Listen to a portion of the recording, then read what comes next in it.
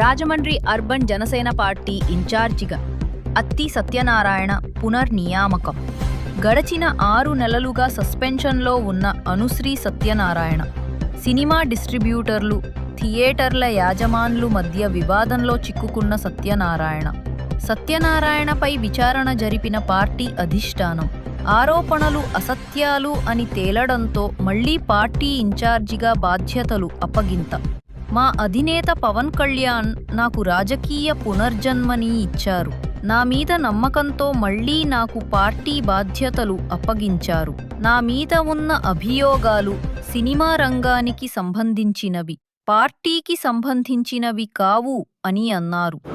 మేము కూటమిలో ఉన్నాం కాబట్టి చాలా బాధ్యతగా ఉంటాం. అలాగే ఏ సమస్య వచ్చినా సరే మేము దాన్ని పరిష్కరించడానికి కృషి చేస్తాం.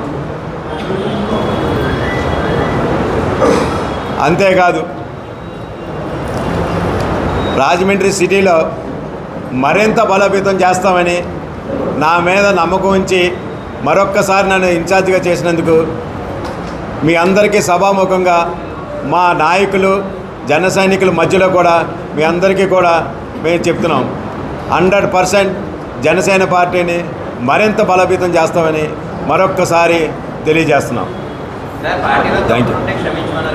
పూర్తిగా పిలుపు ఇవ్వలేదు జనసేన. నేను ఓన్లీ మా అధ్యక్షుడికి కృతజ్ఞత తెలియజేయాలన్న ఉద్దేశంతో నేను ఒక ప్రెస్ మీట్ పెట్టాను, అంతేగాని మొత్తం జనసేన సిటీ తరఫున అని కాదు. ఓన్లీ నా యొక్క, ఎందుకంటే ఇమ్మీడియట్గా నిన్నే పెట్టాలా, నిన్నే నిన్న అమావాస, నెక్స్ట్ వేళేమో ఆ అమ్మవారు ఆశీస్సులు.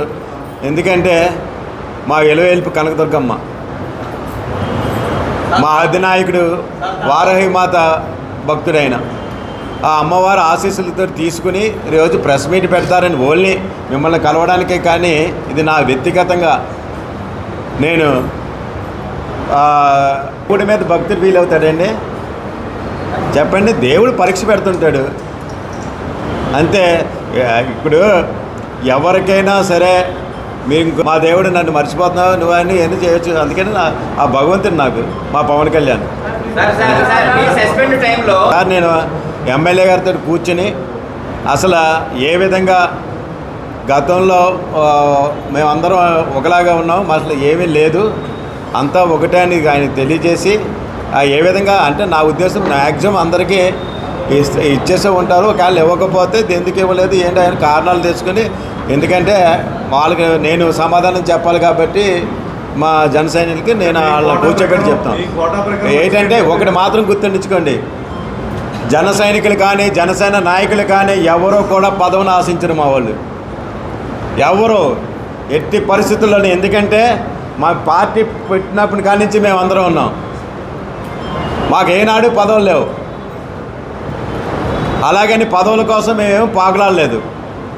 అందువల్ల మా జన సైనికులు కూడా జనసేన నాయకులు కూడా ఎవరు కూడా పదవుల కోసం ఏమి కూడా మేము ఎవరు ప్రాధేయపడలేదు.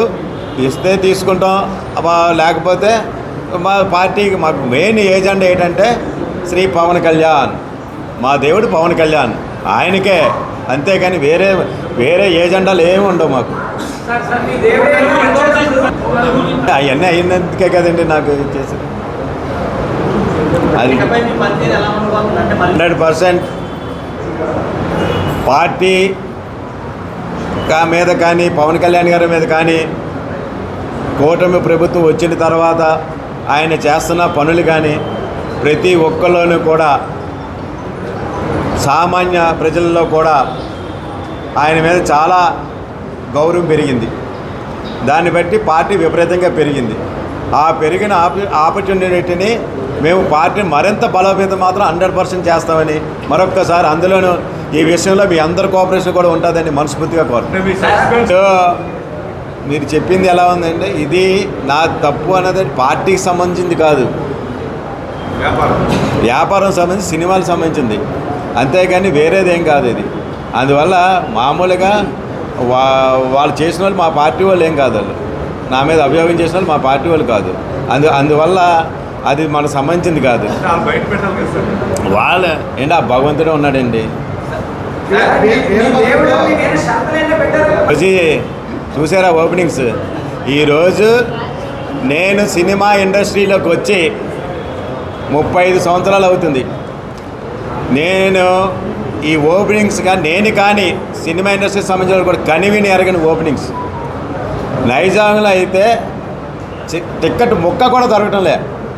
ఇలా ఓపెన్ చేసిన వెంటనే చోటప్లో 1,23,000 పెట్టి ఫస్ట్ టికెట్ కొనుక్కున్నాయంట. చూడండి అసలు ఇంకా మామూలుగా ఉన్న నవ్వుతో నా భవిష్యత్తులో ఉంటుంది ఓజీ. అలాగే సార్, స్థానిక సంస్థలు ఎన్నికలు రాబోతున్నాయి. తెలుగుదేశం పార్టీ నగర కమిటీ వాళ్ళు అనౌన్స్ చేశారు. జనసేన పార్టీకి సంబంధించి నగర కమిటీ 100% ఆల్రెడీ ప్లానింగ్లో ఉన్నది.